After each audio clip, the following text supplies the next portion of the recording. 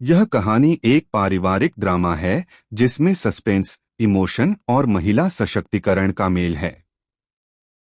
एक बहू अगर चाहे तो सदियों से जमी चुप्पी को तोड़ सकती है। सच की आवाज धीरे आती है पर दूर तक गूंजती है। सास की चाल, बहू का बवाल। भाग एक। ठाकुर हवेली में नई बहू। उत्तर प्रदेश के ललितपुर जिले के बाहरी हिस्से में बसी एक पुरानी विशाल हवेली ठाकुर हवेली। चारों ओर ऊंची दीवारें, बीच में फव्वारा और सैकड़ों साल पुरानी दीवारें जिनके पीछे अनगिनत राज दफन थे। आज इस हवेली में एक नई बहू आ रही थी, संध्या। शहर की पढ़ी लिखी, समझदार और तेज दिमाग लड़की, जिसकी शादी ठाकुर परिवार के छोटे बेटे विवेक से हुई थी। गांव में ढोलनगाड़ों के बीच बारात आई। शादी बड़े ठाठ से हुई, लेकिन पहली ही सुबह सास गंगा देवी का चेहरा देखकर संध्या समझ गई कि यहाँ चीजें वैसी नहीं होंगी जैसी शहर में होती थीं। बहू गंगा देवी ने सख्त आवाज में कहा, ठाकुर हवेली में बहुओं को सिर झुकाकर रहना होता है। ये कोई शहर का फ्लैट नहीं, यहाँ हमारी मर्यादा सबसे ऊपर है। संध्या ने झुककर जी मान जी कहा, पर उसकी आंखों में सवाल थे, मर्यादा या डर। भाग दो। हवेली की परछाइयां। हवेली बड़ी थी, लेकिन उसमें एक हिस्सा हमेशा बंद रहता था। ऊपर की मंजिल का एक कमरा, जहां जाने की सख्त मनाही थी। एक रात संध्या को नींद नहीं आई। वो पानी लेने उठी तो ऊपर से किसी के चलने की धीमी आवाजें आईं। कांच के टूटने की आवाज। फिर सन्नाटा। सुबह संध्या ने मांझी से पूछा, मांझी, ऊपर वाला कमरा, उसके बारे में पूछना भी मना है। वो हमारा पारिवारिक मामला है, गंगा देवी ने तीखे लहजे में कहा। उस दिन से संध्या के मन में सवाल घर करने लगे, क्या इस हवेली में कोई राज है। भाग तीन। पहली दरार।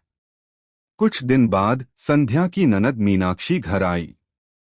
वो शहर में रहती थी और मां के सख्त मिजाज की वजह से बहुत कम आती थी। रात को दोनों छत पर बैठीं तो मीनाक्षी ने धीरे से कहा, भाभी, इस हवेली की खूबसूरती के पीछे बहुत कुछ छिपा है। माँ जी जितनी धार्मिक दिखती हैं, उतनी ही चालाक भी हैं। क्यों? ऐसा क्यों कह रही हो? संध्या ने पूछा। भाभी, इस हवेली के असली मालिक मेरे चाचा जी थे, ठाकुर अजीत सिंह।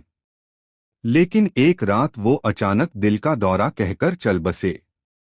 उनकी पत्नी और बेटा शहर चले गए और माँ जी ने सब अपने नाम कर लिया। मतलब सब कुछ उतना सीधा नहीं है जितना दिखता है। भाग चार। संदूक और डायरी। एक दिन संध्या को अकेले घर में मौका मिला। गंगा देवी मंदिर गई थीं, नौकर बाहर। वो ऊपर वाले कमरे में पहुंची। भारी लकड़ी का दरवाजा, एक पुरानी सी संदूक। जैसे ही संदूक खोला, उसमें से एक पुरानी डायरी मिली और कुछ दस्तावेज।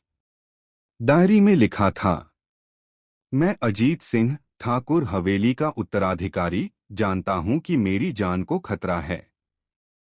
मेरी पत्नी और बेटा सुरक्षित रहें, बस यही चाहता हूं। अगर ये डायरी किसी को मिले तो जान ले, मेरी मौत प्राकृतिक नहीं थी। संध्या की रूह कांप गई। भाग पांच। विवेक की चुप्पी। संध्या ने ये सब विवेक को बताया। विवेक कुछ पल चुप रहा और फिर बोला, हाँ संध्या, मैं जानता हूं, लेकिन मां से कोई कुछ नहीं कह सकता। वो बहुत पावरफुल हैं। मेरे पापा की मौत के बाद सब अचानक बदल गया। मैं छोटा था और तुमने सवाल नहीं किया। किया था, पर मां ने मुझे मानसिक रोगी कहकर बंद कमरे में बंद करवा दिया था। उसके बाद चुप रहना ही सीखा। संध्या ने तय कर लिया, अब चुप रहना मुमकिन नहीं। भाग छह। बहू की चाल। संध्या ने चुपचाप दस्तावेजों की फोटोकॉपी करवाई। गांव के बुजुर्ग वकील श्री त्रिपाठी जी के पास जाकर सारी बातें बताईं। त्रिपाठी जी ने कहा, अगर ये कागज सही हैं, तो गंगा देवी पर जायदाद हड़पने, धोखाधड़ी और हत्या की कोशिश का केस बनता है।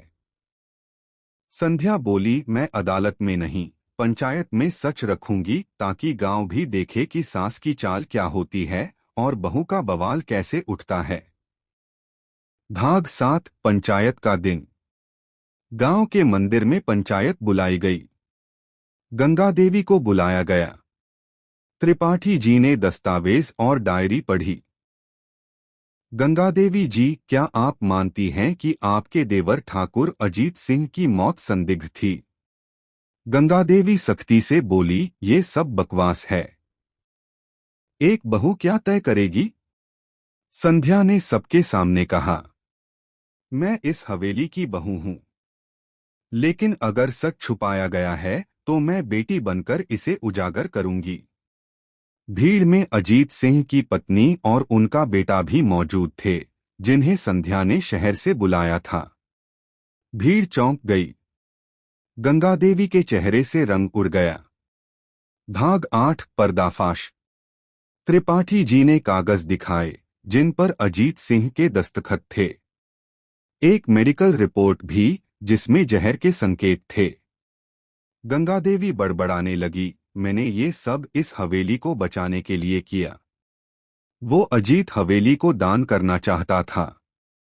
मैं नहीं चाहती थी ये ठाकुरों की जमीन किसी एनजीओ के नाम हो। तो आपने उसे मार दिया? त्रिपाठी जी ने पूछा। गंगा देवी चुप हो गई। सन्नाटा। पंचों ने फैसला सुनाया। जायदाद का आधा हिस्सा अजीत सिंह के बेटे को दिया जाए और गंगा देवी को हवेली की देखरेख से हटाया जाए। भाग 9, बहू की जीत। गांव की महिलाएं, जो कभी सास से डरती थीं, आज संध्या के पास आकर कहने लगीं, बहू बिटिया, तुमने तो करिश्मा कर दिया। गंगा देवी ने एक दिन रोते हुए संध्या से कहा, तू मेरी सबसे बड़ी दुश्मन बनी, फिर भी मेरी आंखें खोल दी। संध्या बोली, मैं दुश्मन नहीं मांझी, सिर्फ एक इंसान हूं जो सच के साथ है। भाग 10, अंत नहीं, शुरुआत। संध्या और विवेक ने मिलकर हवेली में महिला सशक्तिकरण केंद्र खोला। अब हवेली डर का नहीं, बदलाव का प्रतीक थी। आरती की आवाजों के साथ अब हवेली की दीवारों पर बच्चों की हंसी गूंजती थी। ऐसी ही और कहानियां सुनने के लिए चैनल को लाइक, शेयर और सब्सक्राइब करें।